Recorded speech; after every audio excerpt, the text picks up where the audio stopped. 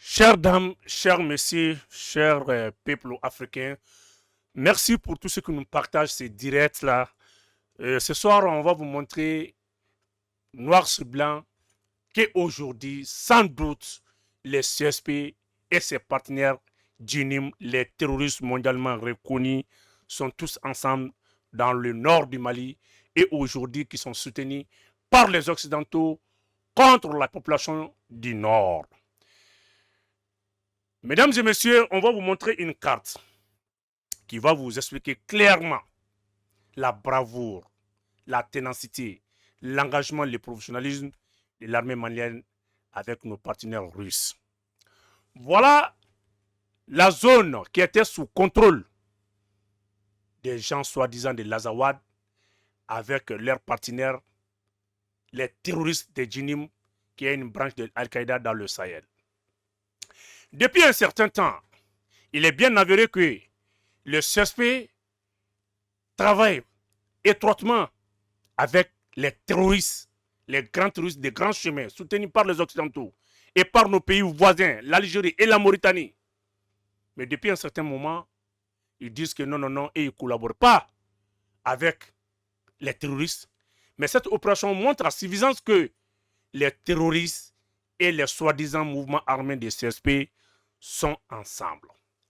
Voilà l'opération qui est faite l'autre jour, là, dans la journée du 27, par l'armée malienne. Une équipe de patrouille serait tombée dans l'embuscade. Une embuscade tendue par les terroristes et leurs partenaires, soi-disant les mouvements armés. C'est pour vous montrer qu'il n'y a même pas de doute.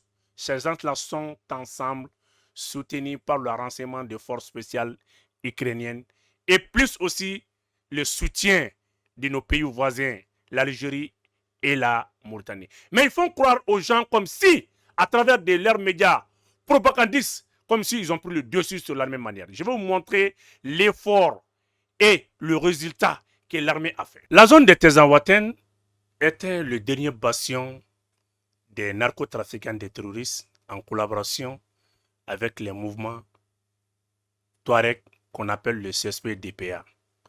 Depuis un certain temps, le djinnim de Yad Agali avait conclu un pacte de non-agression avec le ACA dirigé par Al-Gabas Intala et qui permettrait aussi ces terroristes de vaquer à leurs activités dans le grand nord du Mali, soi-disant la bande de Azawad, et aujourd'hui qui rendent la vie difficile, la vie très très difficile à la population, qui les empêchait aussi d'avoir accès à l'eau, d'avoir accès à la nourriture, d'avoir accès et puis d'avoir vaqué aussi à ses activités ordinaires.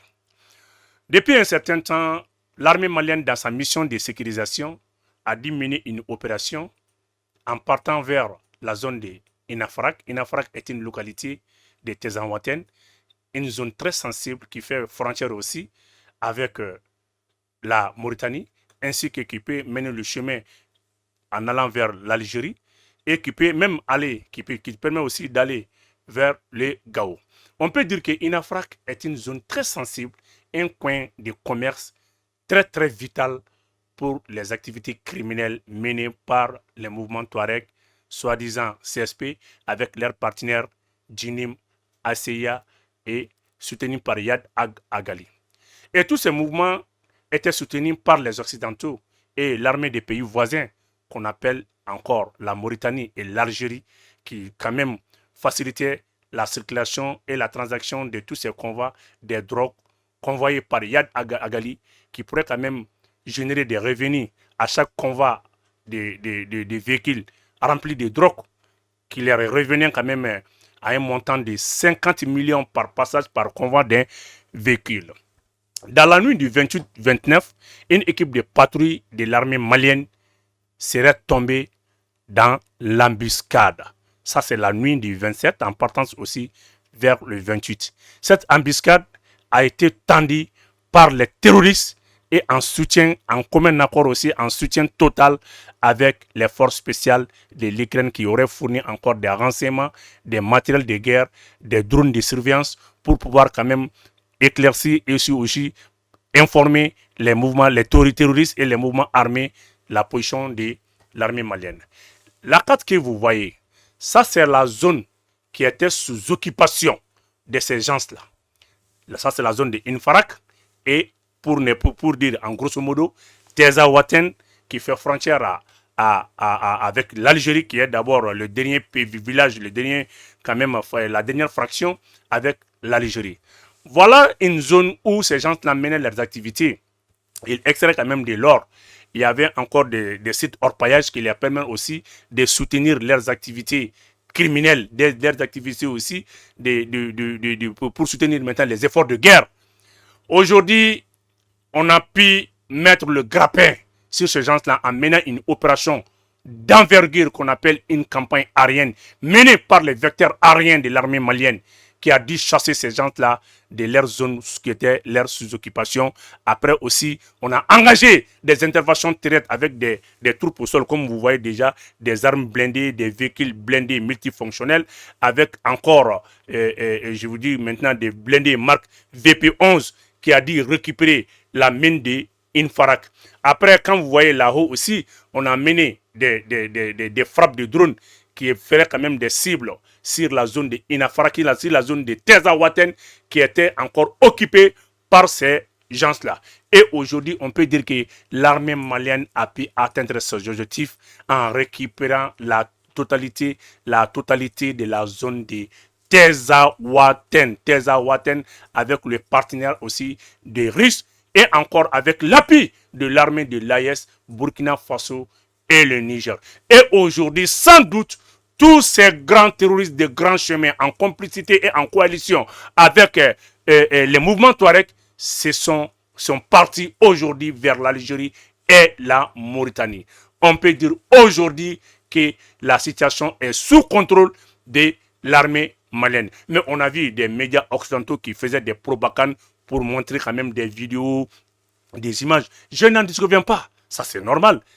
Quand on veut récupérer quelque chose, ça va te coûter cher. Ça nous a coûté de la vie, ça nous a coûté encore des matériels. Ça, on est entièrement d'accord. Mais le résultat quand même d'une armée, c'est de récupérer des zones perdues. Et on peut dire qu'on a atteint le résultat. Voilà la carte. Les zones qui étaient sous occupation de ces narcotrafiquants ainsi que de ces soi-disant mouvements rebelles armés qui contrôlaient la partie.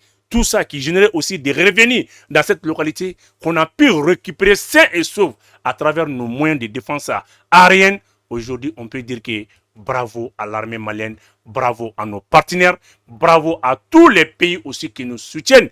N'eût été encore sans oublier le coup de fil qui s'est passé entre le président Erdogan, de Turquie, de la Turquie, avec le président du Mali, qui est son Excellence colonel Assimi Goïta, qui n'a pas quand même manqué de nous offrir aussi son concours pour tout besoin utile en nous envoyant, en nous fournissant aussi des matériels de guerre, des matériels technologiques, des blindés, encore des systèmes de technologie qui peuvent nous permettre encore de gagner cette lutte contre le terrorisme. Aujourd'hui, sans doute, personne ne peut douter que l'Ukraine est là, qui est en train de soutenir les terroristes en complicité avec les mouvements armés. Et nul ne peut justifier le soutien d'une armée aux terroristes. Aujourd'hui, nul ne peut justifier ça.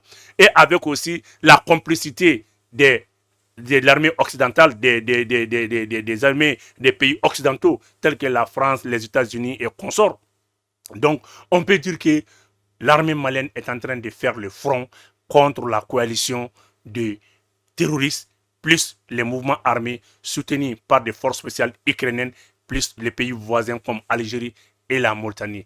100% bravo à l'armée malienne, bravo à son excellence colonel Assimi Goïta, bravo à tous les femmes qui sont au front, qui se battent nuit et jour pour donner une vie meilleure à sa population, qui était sévie aussi par ces gens-là, qui leur empêchaient d'avoir accès aussi à l'eau, à la nourriture, à leurs activités commerciales. Aujourd'hui, tout va très bien à Tezawaten. Les gens commencent à vaquer à leurs activités. La situation est sous contrôle et la situation est sous contrôle de l'armée malienne. Chers dames, chers messieurs, merci encore de partager ces directs-là. On se dit après.